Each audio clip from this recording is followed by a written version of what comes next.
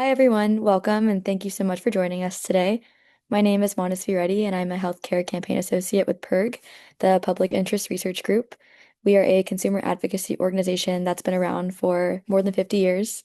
No, if you can go to the next slide. Next slide, Noah. We have our state-based groups in 24 states. Our high value healthcare campaign is aimed at helping consumers get the most value for every healthcare dollar that they spend, which is actually the perfect segue into why we're here today. We are here because medical bills are confusing and they're expensive. For a lot of Pennsylvanians, they aren't just bills and they aren't just numbers on a page. They're stress, their time spent on the phone, their uncertainty, and they can throw off a household budget or a small business's ability to plan. One of the most frustrating parts is that too often people get bills that don't totally match what they were told in advance, and they can be unexpected. A common example is something called a facility fee. A facility fee is an extra charge that shows up on your bill simply because the office that you visited is owned by a hospital system. So even if you're going to get the same care from the same doctor at the same office, you can get hit with a facility fee. Our goal today is to make it more understandable and more actionable for you to protect yourself from these charges. We want you to leave this webinar with a clearer sense of why medical bills are so hard to interpret and some practical tools to spot red flags and protect yourself. We'll also give an update on what's happening in Pennsylvania to address unexpected healthcare costs. Next slide, please. First, we're going to hear the small business perspective from Awesta Sarkosh she's Senior Public Policy Director with Small Business Majority. We'll hear about how rising and unpredictable medical costs affect employers. Then Patricia Kalmar, Senior Director of Healthcare Campaigns at PIRG, will walk through some consumer tools and patient rights, including how to read an explanation of benefits and give you some practical tips to use if something on your bill doesn't look quite right. And then lastly, we'll hear from Erin Gabriel, Government Affairs Representative with the Pennsylvania Health Access Network, who will help cover the policy landscape in Pennsylvania, including a couple of bills that can help protect patients like you from unfair medical billing practices. And then, of course, we'll save time for a panel Q&A at the end. So with that, I'll pass it off to Awesta to kick us off. Thanks. Thanks, Manasvi. And hi, everyone. Thanks so much for having me here today. You can go to the next slide. Again, I'm Awesta Sarkosh. I'm the Senior Public Policy Director at a national nonprofit called Small Business Majority. And I'm going to be spending a bit of time today discussing the state of small business healthcare, especially how small businesses feel around healthcare and their most pressing concerns surrounding it. Next slide, please. Just a quick introduction if you haven't heard of us. We are a national nonprofit focused on elevating the voices of small businesses to break down barriers that impede entrepreneurship. We offer free education and resources. We do a lot of research and insights, but at the heart of our work is policy and advocacy. Again, that work is meant to focus on showcasing what does work for small businesses so that we can continue pushing for that, and what does not work for them so that we can make an impact federally and at the state level for the small business ecosystem. Next slide. We have offices all across the country that support our 85,000 small businesses in our network, and I oversee our work in Pennsylvania and 5 other states. And so really going to be obviously talking about that perspective, what we hear from Pennsylvania small businesses, but also across the country when it comes to healthcare costs. Some of the other states that you see highlighted in red indicate states where we're also active and engaging in this important work. And for the businesses who are joining today in Pennsylvania, my information will be at the end of my presentation, and I'd be happy to chat with you and learn more about your business, whether it is or isn't related to healthcare. Next slide. So what are we hearing from small businesses when it comes to healthcare? To really understand that, we have to understand the context in which small businesses are operating. As the cost of employer-sponsored healthcare continues to rise, fewer small businesses are able to offer insurance to their employees. We know that. Today, only about 20 to 30% of businesses with fewer than 10 employees can provide healthcare at all. And so as a result, millions of small business owners and their workers depend on other options, most commonly the Affordable Care Act marketplace, Medicaid, or coverage through a spouse's plan. In fact, half of all marketplace enrollees are either small business owners or employees, with 5.2 million entrepreneurs enrolling just this year. the past year. And 1/3 of all Medicaid enrollees are connected to small business in some way. And just to put into perspective, almost half of the entire private workforce is employed by a small business owner. And so for folks who are not able to get healthcare through their employer, that makes a significant impact on affordability and where they're able to go. At the same time, rising costs across both the individual and small group markets are making coverage even harder to access when they can provide them. In 2026, the individual market is facing a median premium increase of 18%, while the small group market is seeing a median increase of 11%. And that really has an impact on small businesses. It puts an additional strain on small businesses that are struggling to afford healthcare options for themselves and their employees. So this is the landscape that a lot of small businesses are sort of struggling to navigate. Next slide. Actually, one slide back, sorry. Okay, so how do small businesses respond to rising healthcare costs? And ultimately, what are they doing? Nearly 3/4 of small business owners, or 73%, say that they're worried about increased financial stress as healthcare costs continue to rise. For the businesses that do offer coverage, those costs are already hitting hard, and we've been hearing that a lot from our own network. 80% report higher healthcare spending and that they're being forced to make really difficult choices in response. Many are increasing employee contributions to health plans, shifting sometimes to limited coverage or cutting back on other benefits like retirement contributions and paid leave. For some, the only other option left is to drop coverage entirely. So when healthcare costs become unsustainable, whether because of rising premiums or mounting medical debt, small business owners are pushed into really impossible situations for their employees, but often themselves. They have to choose between giving up coverage for themselves and their employees, or leaving entrepreneurship altogether and re-entering the workforce simply to access affordable healthcare altogether. Ultimately, people sort of feel like they're not able to offer this benefit because they're making these difficult decisions. And I always want to preface or mention too that we have the sort of perspective that small business owners are certainly the vehicles to offering healthcare to their employees, but small business owners are individuals too who need access to care. And so the costs of healthcare impact them, and that has a long-term impact on not just their employees, but in turn their ability to effectively run their business and compete with larger businesses. So there's a competition sort of perspective here, and then there's also the real life sort of engagement or with the healthcare industry as well. Next slide. And then again, like things that you may not be totally aware of and what the landscape looked like before as well, which is that like prior to the ACA, there was an immense need for small businesses to deal with the cost of healthcare. Healthcare reform was really necessary because entrepreneurs were being priced out of the healthcare system altogether. Before the reform, the cost of health insurance was soaring, especially for small employers. And then according to a Kaiser study, 54% of businesses with fewer than 10 employees did not offer insurance at all, simply because they couldn't afford it. The problem extended to self-employed individuals, a group of the small business ecosystem I think people forget about. 1/3 of small businesses are self-employed. The gig economy is really impactful to our national, but state and local economies as well.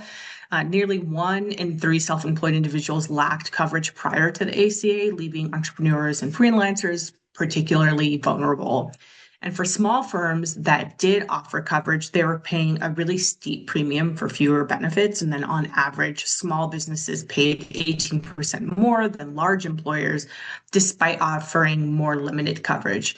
And so those disparities kind of make it clear that the system wasn't working for small businesses and that reform was needed. Next slide. So a U.S. Treasury report actually found that small businesses and self-employed entrepreneurs were nearly 3 times more likely to purchase marketplace coverage than other workers. Over the past several years, the ACA has provided to more than 20 million individuals who otherwise couldn't access coverage, healthcare, including 5.7 million small business employees and self-employed individuals. And that continues to remind us that small businesses need to have continued support through the ACA, Medicaid, to continue offering that type of benefit, but not just for their employees, but also for themselves. Next slide, please. So our Voice of Main Street poll, we did this quarterly opinion poll of entrepreneurs in our network, which consists primarily of women, minority-owned businesses with fewer than 10 employees. And our most recent poll found the following. Nearly 2/3 of small business owners, or 63%, said that the rising healthcare premiums are a financial burden on their business, and almost half, or 47%, say the costs are a major burden. So as premiums rise, entrepreneurs are expecting the strain to show up across their business. As I've mentioned, 47% anticipate that they'll struggle to invest in growth, while 31% say a higher healthcare cost will make it harder for them to attract and retain new employees, and 23% worry about retaining the workers that they already have. For some, the stakes are even higher. 13% of small business owners say that if healthcare premiums continue to rise, they will be forced to close their business to get coverage through another employer. Because of these types of pressures, there is a strong support for solutions to make coverage more affordable. 68% say that they want to extend the ACA enhanced premium tax credits, which currently lower premium, or did lower premiums for 93% of the ACA marketplace participants. And so there's just consistently this significant impact of healthcare on small businesses, and there's immediate consequences, and then there's long-term consequences as well. So the small businesses are dealing with those healthcare those concerns day to day, and then long-term, there's a workforce component, there's a competition component, and ultimately that's what impacts our communities as a whole if small businesses aren't able to compete and if they're not able to have a workforce. Next slide. So an integral part of how we also support small businesses is accessing quality care and addressing costs through price transparency, which is what we're here to talk about. Small businesses don't have time to sort of read dozens of pages of bills to get to what the actual cost of something will be. They need it presented efficiently and clearly and accurately. Some small businesses report that not knowing the final bill has impacted their ability to make informed decisions on care, and that hurts their bottom lines across the board when it comes to healthcare. It's one of the reasons that we're incredibly supportive of efforts to require disclosure of prices for services. Greater price and billing transparency would make a real difference for small businesses. It would help owners select and design more cost-effective health plans that would be tailored to their needs and to their workforce. Manasvi mentioned this before, but it would also expose hidden charges like facility fees that are often added to medical bills without warning. And so by giving consumers clear information, transparency improves choice and encourages real competition among providers, helping drive down costs. And that in turn will help small businesses in all the ways that I've kind of mentioned before, whether it's their workforce or their ability to compete with larger companies that already offer these benefits. Next slide.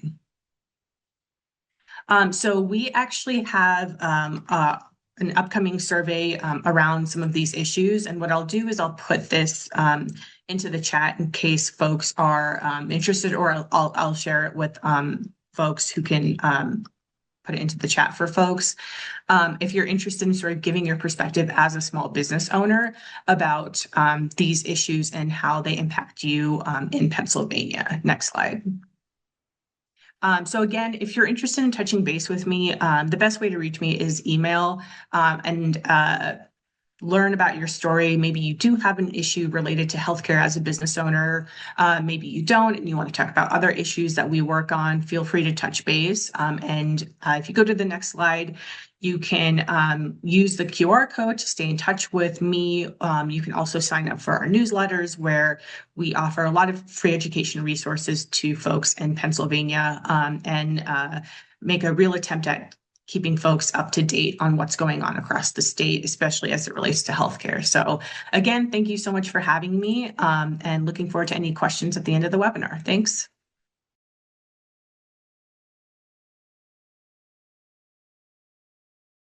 guess I'll just jump in. Thank you so much, Owesta.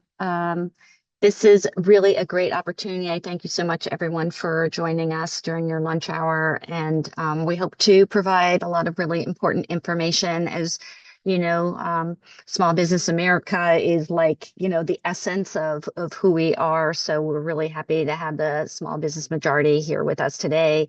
And then working with Fan, and Erin here has been a really great collaboration for PIRG as we reach out to our members and their members and really try to make healthcare work better for people in Pennsylvania. So I'm Patricia Kelmar. I'm the Senior Director of Healthcare Campaigns at PIRG. As Manasvi mentioned, we're a consumer advocacy organization. And when it comes to healthcare, we're looking to improve our healthcare dollar, making sure we get high quality care and be able to save money where we can. There's nothing that's higher on people's minds than the cost of healthcare. And there are things that we can do. And as a consumer organization, I want to share some of the tips and tricks that we can use to make sure that we are protecting our dollars and using the rights that groups like ours and FAN have gotten for us. So we'll go to the next slide, please. First thing I thought I'd do is explain the explanation of benefits. It's kind of ironic that we have to explain something that's supposed to be explaining something to us, the consumer. But if you've ever opened up your EOB, as they're often called, you'll realize that they are written in a language that is really difficult to understand. Each one is different from the next. But these are a really important tool for you to use. So the EOB is basically the document that you'll receive from your insurance company to make sure to explain to you what your coverage is and what you end up owing. You never want to pay a medical bill until after you've looked at your EOB. Oftentimes, providers, ambulances in particular, they'll send you the bill right away. They're not even waiting to submit information to your insurance, and they're telling you that you owe this bill. But don't pay that bill until you've had a chance to see and receive your explanation of benefits. That's where you'll actually see what people are what your insurance is being billed for, what they're going to pay, and then ultimately how much you have to owe based on your insurance. So here's a couple examples of the different types of EOBs that you might see. Yours is probably different even from these, but I want to explain a few of the terms. Usually there's something called the amount billed or the billing charge, and that's what the provider, the doctor or the hospital says you owe. That's what they would charge you. Then there's something called an allowed amount, and that is usually on your EOB when you are seeing an in-network provider or hospital. So the in-network providers have a negotiated amount that they've worked out with your insurance company of how much they can be paid for individual services. So that is called the allowed amount, and that's what the insurance company says they'll pay for the different services. Then there's something also known as a maximum allowed amount. You may see that on bills when you've gone to a provider, a doctor who's not part of your insurance network. There's no agreed rate already, so the provider is going to charge what they want, but your insurance company has a maximum amount that they'll pay towards that out-of-network provider. If you're in an HMO insurance, you're really not allowed to go to an out-of-network provider and you'll end up paying the whole bill. So the best way, first of all, to try to save any kind of money is to stay in network. That's where there's a negotiated charge and where you'll be paying the least out of pocket. The other thing you'll see on an explanation of benefits is how much the insurance company actually paid. And then they'll be usually blocked off in a different color or with a big black box around it. It'll say how much you owe. This is what you can rely on as what you would really owe from the insurance company. You aren't paying your insurance company, obviously you're paying your provider. And so you will wait for that bill to come through from your doctor or the hospital to pay that bill. But you always want to compare your bills with your explanation of benefits. If there's a discrepancy, that's where you want to dive in deeper.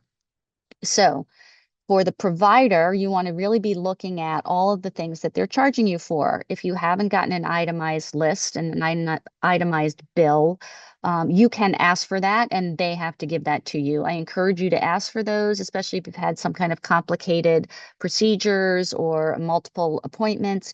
You want to make sure you're not getting overcharged, double billed, and compare it to the other bills that you've had, right? So always look and ask for an itemized bill. Look through it. Ask any questions of your provider for codes that you don't understand or services that you realize, you're being billed for, but you never got, and see if you can get a revised bill sent to your insurance company. The other is you might see that there's errors in documentation, right? So maybe they didn't apply your insurance to the bill. Maybe there isn't they don't have the right information from your doctor to make sure that the insurance company is paying the right amount. They don't have the right date of birth or something like that. So you want to make sure that all the documentation is correct to make sure you're fully covered. If you see something that doesn't seem right and that you don't owe, and your insurance company is not going to pay for it and they deny it and your provider hasn't taken it off, you can file a claim denial appeal. And anytime that there's a discrepancy that you think your doctor said you really needed that service and insurance is saying they're not going to pay for it, that's when you want to file a claim appeal. The information on how to file a claim appeal will be on your insurance website. You can call for information from the number on the back of your insurance card, but you always want to do a claim appeal because sometimes that unearths the mistakes that have happened either on the insurance side or on the provider side, and things can get cleared up that way. And understand that there's both an internal appeal and an external appeal, and you can do both. So going through the internal appeal is where the insurance company takes a second look, maybe gets more information from the provider to find out if they should be covering it. And then the external appeal is the next step if you didn't win your internal appeal. And that's where somebody outside of your insurance company, outside of your provider, are looking at the information and making a decision. That's where about 50% of the people win when they get to the external appeal. So it is worth it to take time if you believe that your insurance isn't covering what it should, or that that there's something wrong with the way you're being billed.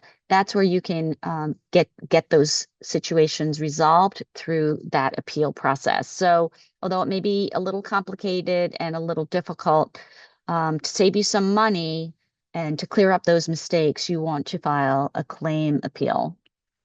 And then the last thing that I would mention is that you can always negotiate with your provider for the amount that you owe. Providers want to be paid, and if there's just no way you can pay your final bill, give a call to the billing office, work out a payment plan, figure out a way that you can pay that bill over time.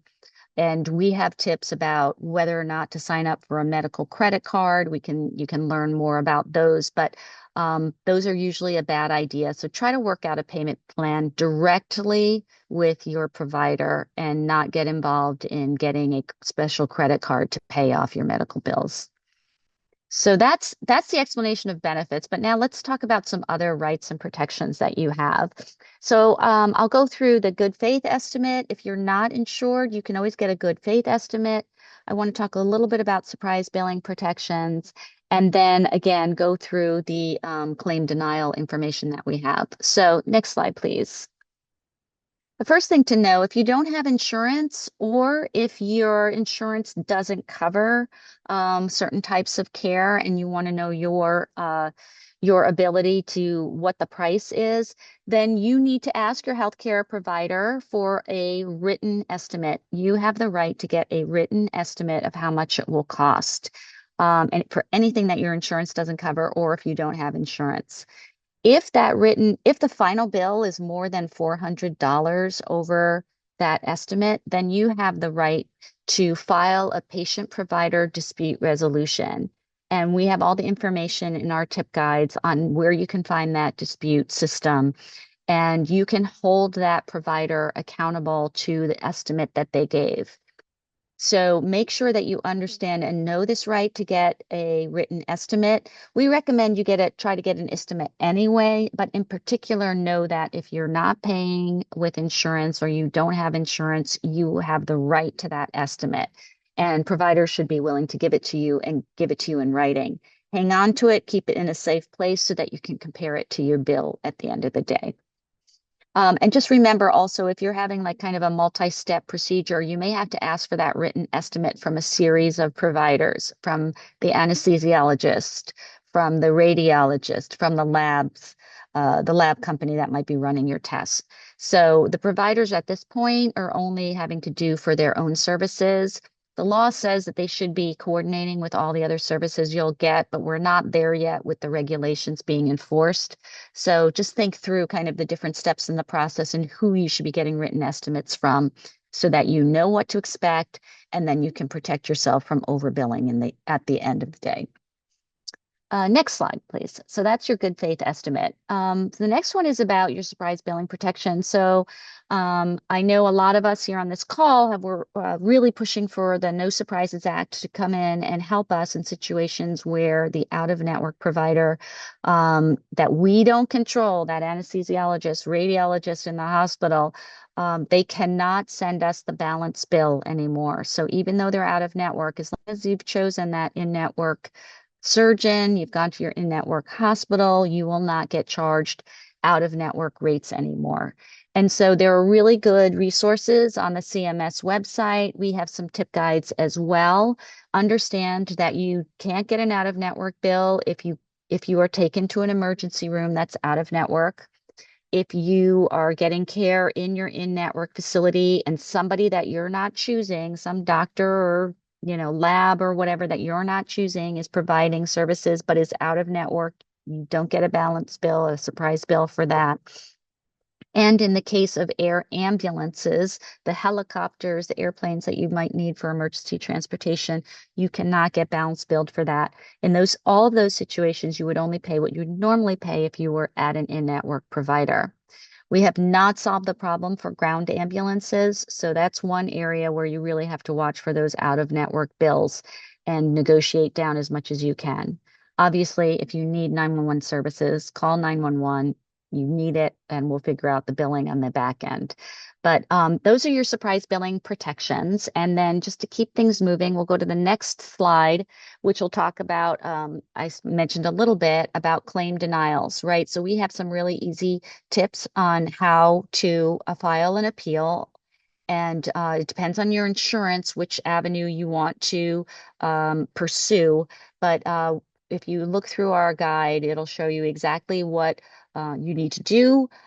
Remember that claim denial appeals have to happen within a certain time period. So you don't want to delay within a couple of months. You've got to get that appeal filed to get your insurance to cover more of your services. So understand and know that you have appeal rights. I mentioned that 50% of the time, if you get to the end of the road, that claim denial will be turned around and you will get the coverage that you need. So it is worth the time and effort. And we've got some tips to make it a little bit easier. And then just wanted to flag, and you'll be able to see the link to our general medical billing, everything you need to know about your rights. This is a really great way to kind of dig into wherever you are in your journey, planning future care, already have a bill you can't afford. You can just get to the right part of our toolkit and understand your rights and protections. Bookmark it, share it with a friend, use it when you need it, but hopefully you all stay happy and healthy and not needing the healthcare system. So I'll hand it off, I guess, to Erin, who's next on our agenda today. Thanks, Patricia, and thank you everybody for being here and spending your lunch hour with us. My name is Erin Gabriel. I am the Government Affairs Representative for the Pennsylvania Health Network. Noah, you can go to the next slide. And you can go to the next slide. So our goal with the Pennsylvania Health Access Network is to help everybody in Pennsylvania access high quality, affordable health care. And what that means is actually being able to afford your care. Next slide. We do that through education, things like this. We actually also have a helpline, so we help folks who are just having trouble with their insurance companies, trying to figure out which insurance to maybe purchase on the penny marketplace.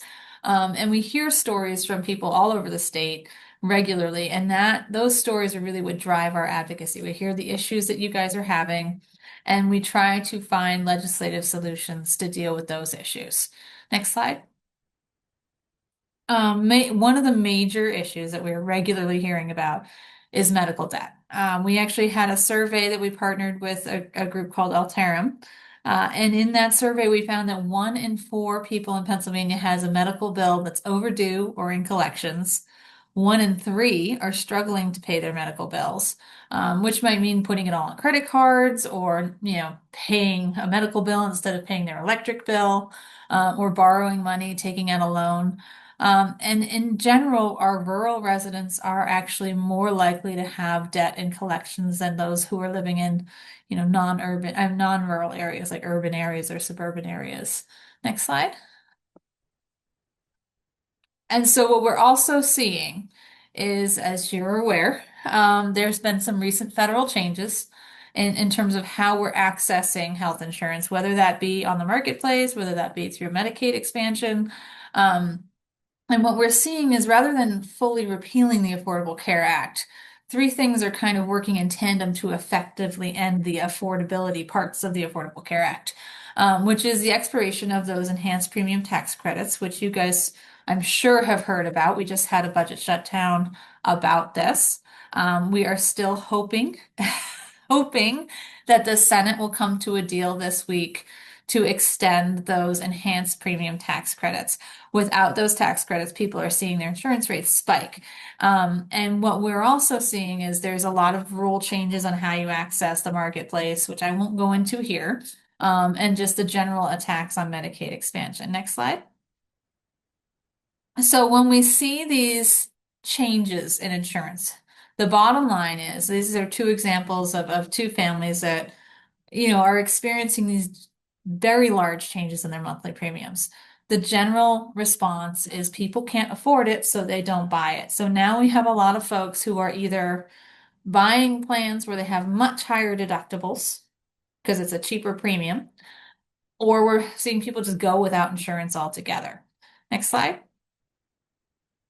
So, if you don't have insurance or you have a very high deductible, I think the average deductible in Pennsylvania is starting to approach something like $4,000 a year, which is not an amount of money that I keep in my pocket. I'm sure most of you don't keep it in yours. So we are kind of left in a position where we have to shop.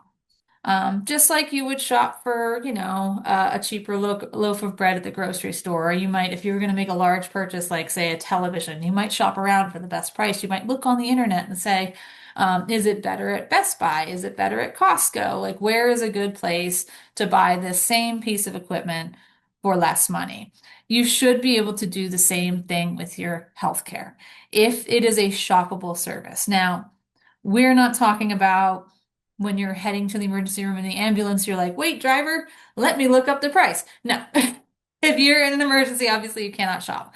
But say you're going to have something like a knee replacement done, or you're going to have, some procedure that you can plan for. You might want to take a few minutes and look on the hospital's website and say, how much is that going to cost? Next slide. The problem is, we're not seeing that clearly listed on the websites, even though it is a federal law, a federal rule that the hospitals are supposed to be listing the prices for what they call shoppable services, which are not heart attack services, but they're, again, services like a knee replacement, like an X-ray, like an MRI on their website. So in Harrisburg, we have this wonderful bipartisan legislation in both the Senate and the House. And I say bipartisan, and I mean bipartisan. In the Senate, it is led by Senator Don Kiefer, who is a Republican. And in the House, it is led by one of the most progressive Democrats from Philadelphia, who's Representative Tarek Khan, and Representative David Rowe, who is now the chairman of the policy chairman. policy chairman, sorry, for the Republican Party. Both Senator Kiefer and Chairman Rowe are leaders of the Freedom Caucus, and they've joined together with some of the most progressive Democrats in the House and Senate to get this done. This actually did pass the House last year with bipartisan support, but not last session with bipartisan support, but the clock kind of ran out in the Senate. So we're making another go at it this year. What this would do is it would put some teeth behind the federal regulations. The first Trump administration put into place these regulations basically saying, hospitals, you need to do this, but then they didn't enforce it. Biden doubled down on that and said, yes, you need to do this. But again, there wasn't really an enforcement mechanism. So hospitals have kind of been lackadaisical about doing it. The second Trump administration, again, tripled down on this, said, yes, you guys need to do this. And we went through and we've been studying, pulling, the websites from every hospital in Pennsylvania.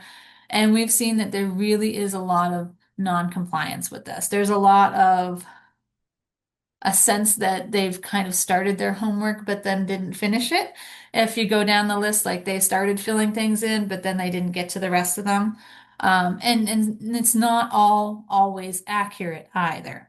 So the idea behind this legislation, so this is Senate Bill 752 or House Bill 1469.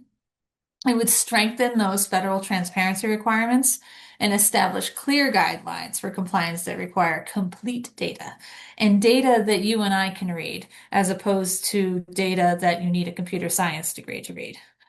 It makes that data published more accessible, patient-friendly, requires that the hospitals are in compliance in order to receive certain state funding. So if they're not in compliance, they may not, for example, receive some of those tobacco settlement dollars that they use to fund their hospitals.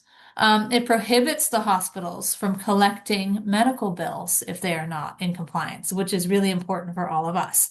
So if the hospital is not in compliance with these transparency rules, then they cannot collect your medical bill.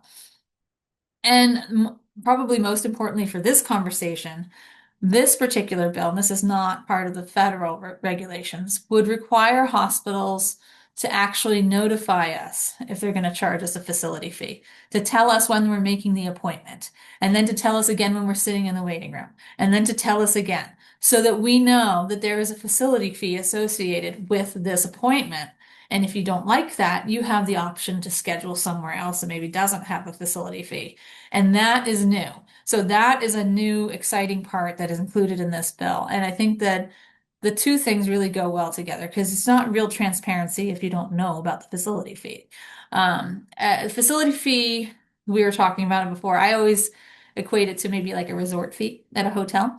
Sometimes you don't know about it until you check in, and all of a sudden you got this extra $25 that you don't know where that came from, but that's their resort fee.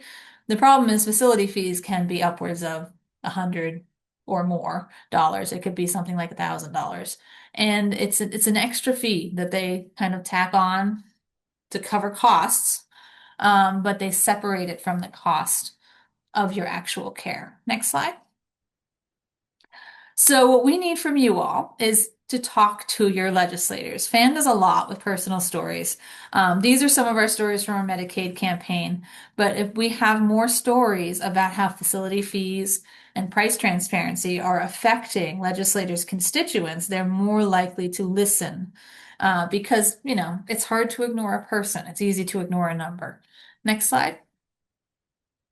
And so we'll take those stories and we will take them to your legislators. So even if you can't come with us, although I would welcome you to come with me, to Harrisburg to talk to your legislators, we will bring your stories right to your legislator. And we will talk to them about why this is so important for their constituents, for you as the patients, to be able to access and afford your care. Next slide. So what you can do, you can share your stories with us. You can meet with your legislators. You can call your legislators. Call and just leave them a voicemail saying, hey, I'd really like you to support Senate Bill 752.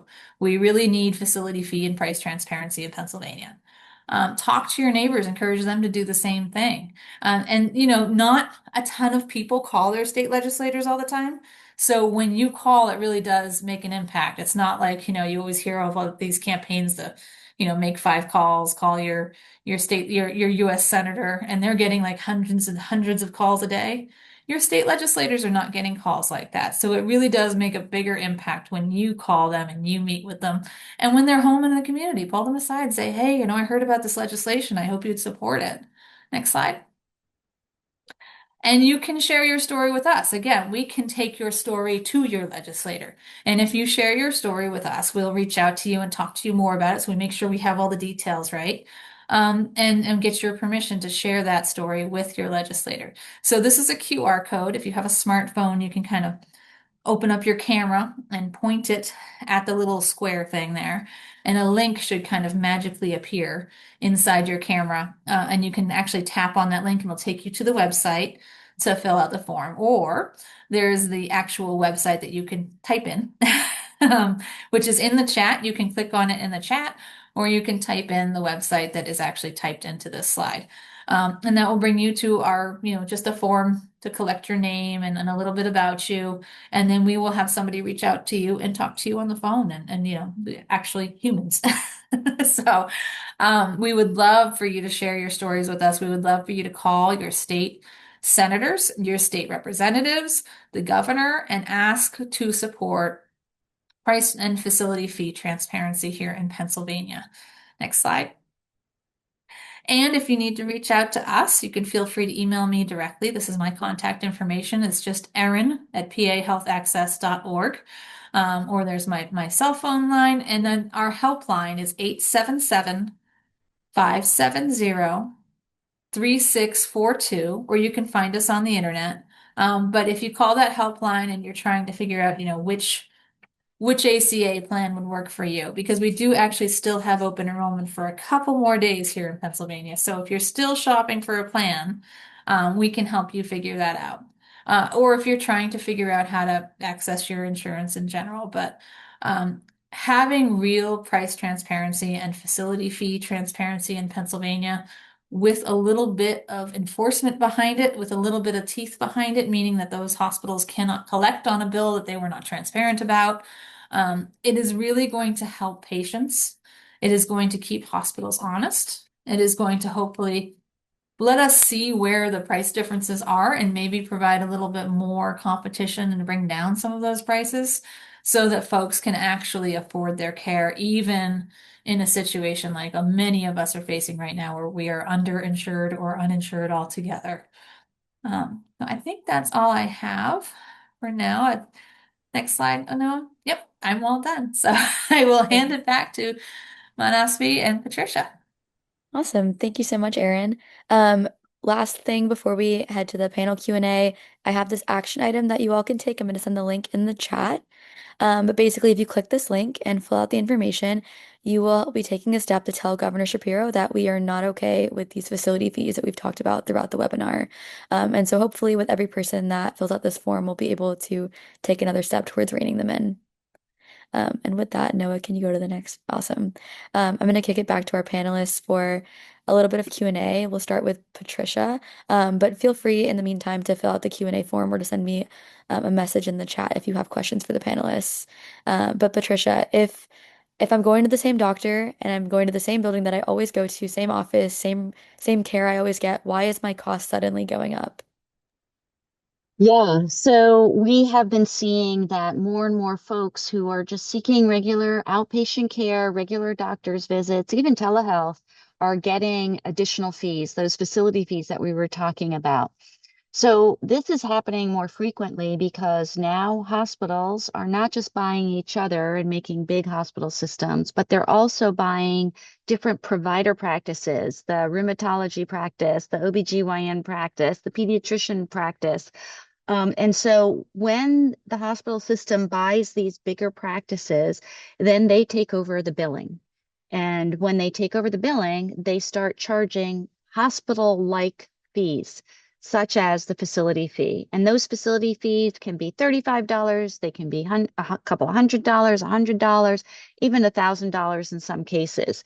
And that's where we start seeing these hospital ownership models impacting the price of the care in regular outpatient care. And this is one reason why we need to start getting Pennsylvania to keep track of this, to be able to prove that this is happening around the state and that patients are paying way too much money for just routine, average, everyday care. They're paying hospital prices. Absolutely. Thank you. Next, I'm going to go to Awesta. When policymakers are debating these broader price transparency issues, what do you think the most important small business message is that they need to hear? I feel like the biggest thing that or what would be most impactful is that those decisions have a really significant impact on a business owner's bottom line.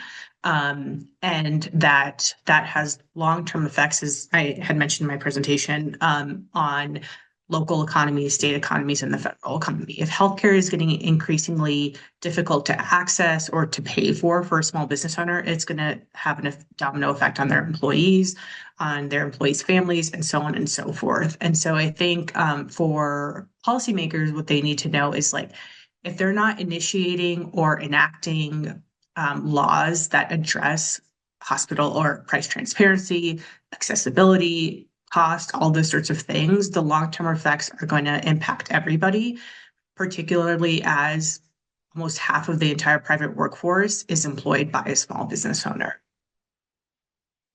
Yeah, absolutely. Erin, I'm going to go to you next. So, what would you say the most common argument against these bills are, and how would you respond to that pushback? Yeah, actually, and then there's a question in the chat. I think that kind of reflects the most common argument. Sydney asked, why do we need state legislation for hospital price transparency if there's already federal legislation for it? That is the most common thing I hear. And the reason is because right now the federal legislation isn't working. It's not functioning. And there's a lot of, there's a lot of rules that are at federal and state levels. We are not making undoing the federal legislation. We're actually doubling down on it and kind of adding a little bit of extra oomph behind it. So that if, that federal rule is actually not baked into law. It's more of a executive order that could be changed at any time. It's a rule that's easy to change, basically. So if we have it baked into our state law, it is more permanent. It is more robust, if you will. And again, it gives patients an opportunity to be better self-advocates. They have the option to go and shop for those services, but you also have a situation where if the hospital is billing you for something that they were not honest about in the beginning, you can actually go back to them and say, hey, I've got this state law here that you're not following. Why don't you fix my bill because I'm not going to pay it? And that gives you just a little extra, when you're on the phone with some of these billing folks, if you have a little extra something to say, then they might be like, oh, I have to actually go back and look and do my job and make sure I didn't overbill you, instead of just, demanding that you pay. So I think it is great for patients. I think it is helpful for all of us to see, where we can have more expensive or cheaper options. Another thing that we often hear as is kind of an argument against it is you're overburdening these poor independent hospitals with this extra stuff that they have to do. But when we go actually back and look at who is following the regulations, those small independent hospitals are great at this. They're the ones that are more likely to be scoring 100% on their quiz, if you will. And it's the larger systems that really struggle with filling in the form. And I'm not sure why that is, but by and large, what we are seeing is those small independent hospitals have absolutely no issue doing this. That it makes sense to them, and they just put it up on their website, no problem. So. Both great points. Patricia, we have another question for you in the chat. Can you talk a little bit more about what it means to file an appeal for a facility fee or any kind of red flag charge that they might see? And do you know any patients that have had success in doing this? Yeah, thanks for those questions. And I saw earlier there was an earlier question about how do you do that external appeal. So let me answer that as well. So for the external appeal, what you're doing is you're doing the internal appeals with your insurance company. All the you have to exhaust. Sometimes there's two levels of an internal appeal of a denial. You have to exhaust both of those before you're allowed to do an external appeal. But in the course of that, you will be given information about that you have the right to be able to file an external appeal. And in those letters and the communications back and forth, you will be given information about who, usually it's the state insurance department that allows you to, that would be handling your external appeal. But that information is easily found either on your insurance website or in the documentation as you're filing the appeals. But you do have to exhaust the first one. The other thing to note is you can get somebody else to take over this appeals process for you if you give them authorization. So if you have a doctor you're working with and they're just as frustrated as you that you aren't getting coverage and your insurance isn't paying for the care that you needed, you can authorize them to fill out the appeal letters and help you fight your appeal. It is often important to get your physician involved in appeals because they can write that kind of medical letter that helps support your claims and get your coverage.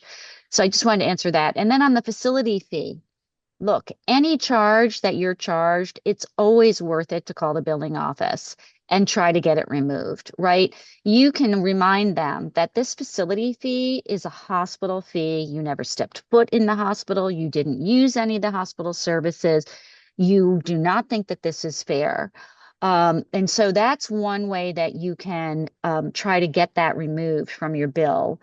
You could also see if your insurance company will cover it, particularly if there's no other provider in your area who isn't affiliated with a hospital. You could argue with the insurance company that they're really, they should be covering these additional charges because they're actually not giving you an option for a provider, a specialist in your community that doesn't charge these extra charges. So you can put some onus on the insurance company. I haven't heard of anyone appealing it, so to speak, in terms of a formal process, because right now it's legal. So it's legal for them to do this, which is why we really need to get going in Pennsylvania to start counting all of those facility fees and then get our legislators realizing it's time to ban them, to prohibit facility fees in outpatient settings. Yeah, and this is sort of building on the points that you just made, Patricia, but we had a question in the chat from a patient who has had a procedure that has two parts, it's left side, then right side, and every time they get billed for, even though the same service, it's billed as if it's superfluous, even though it's not. They're for two different sides. They've talked to insurance billing, their doctor, and they're still really confused by the nature of the charges. Do you know of any other resources that they could maybe tap to get some clarity on this? Yeah, I'm not sure, the exact situation. So I would say, have you tried to appeal it and gone through the formal processes? And then depending on the insurance, you could try to bring up the coverage question, right? Is this is this billing code by side, right? Like if the billing code is allowed to charge left arm and right arm as two different things, then there's probably not much that we can do about it. So it's probably has something to do with the billing code. And maybe that would be something that you, depending what kind of insurance you have, if you have Medicare, you would ask on the Medicare help desk at cms.gov, and look for the help desk there. Or if it's on on a state insurance, you could go to your state insurance department. Right, those are good perspectives to also consider. Um, Erin, I have another question for you about the patient stories that you mentioned. And, you said that they're really useful in your lobby meetings when you're trying to push for these bills. What do you think makes a patient story particularly helpful for advocacy work? It really depends on what we're talking about, but I think if you can explain, first of all, that you live in that person's district, I think that, if you're sharing your own story, being able to say, "Hi, Representative Smith," I'm just making this up.